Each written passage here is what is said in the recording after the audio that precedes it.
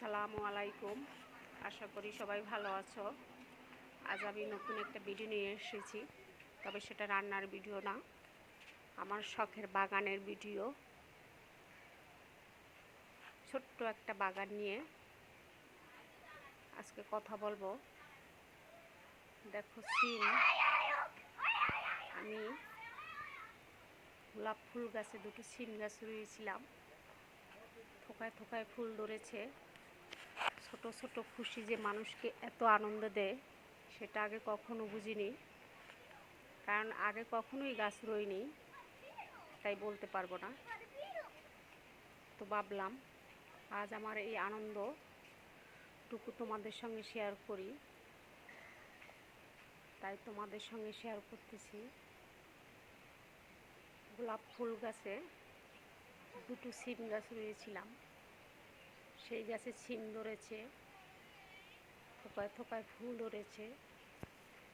সে যে কী যে ভালো লাগা সেটা বলে বোঝাতে পারবো না।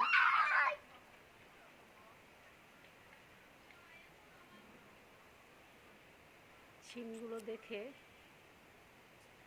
গাছগুলো দেখে খুব ভালো লেগেছে।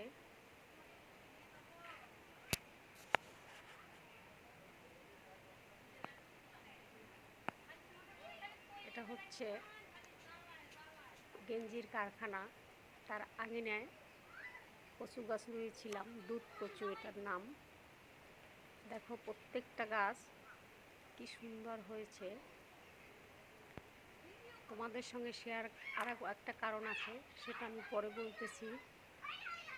এই গাছগুলো বেশি থাকবে সেটা আমি ভাবিনি, কারণ গাছগুলো মরে গিয়েছিল। তাই হঠাৎ করে যখন দেখলাম প্রত্যেকটা গাছ সুন্দর করে বেঁচে আছে, সব দেখে খুব ভালো লাগলো। আমাদের দেশে এটাকে দুধ কচু বলে। প্রত্যেকটা গাছই সুন্দর করে হয়েছে। দেখো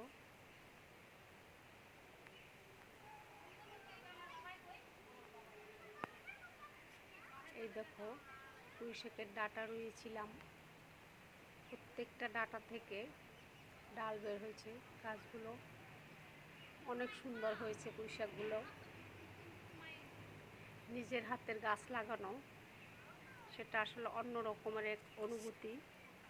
আগে কখনো গাছ রুই নাই তো, তাই বলতে পারবো না এই অনুভূতির কথা। আজ প্রথম রুয়েছি তো এ অনুভূতি কী যে এক অদ্ভুত অনুভূতি, সেটা বলে বোঝাতে পারবো না। দেখো এটা হচ্ছে বরবটি গাছ, আর এটা হচ্ছে লাউ গাছ। একটা আম গাছের নিচে বরবটি গাছ আর লাউ গাছ রুইয়েছিলাম। এই গাছগুলো মরে গিয়েছিল, তারপর হঠাৎ করে দেখি গাছগুলো আবার হয়েছে এবং প্রত্যেকটা গাছে ফুল ধরেছে, বরবটিও ধরেছে। বারবার মরে যাওয়ার কথা কেন বলছি, এখানে আমি এই গাছগুলো বৃষ্টির সিজনে রুইয়েছিলাম। তো বৃষ্টির সিজনে 2-3 বার পানি আসছিল হাঁটুর উপরে, গাছগুলো পানিতে ডুবে গিয়েছিল।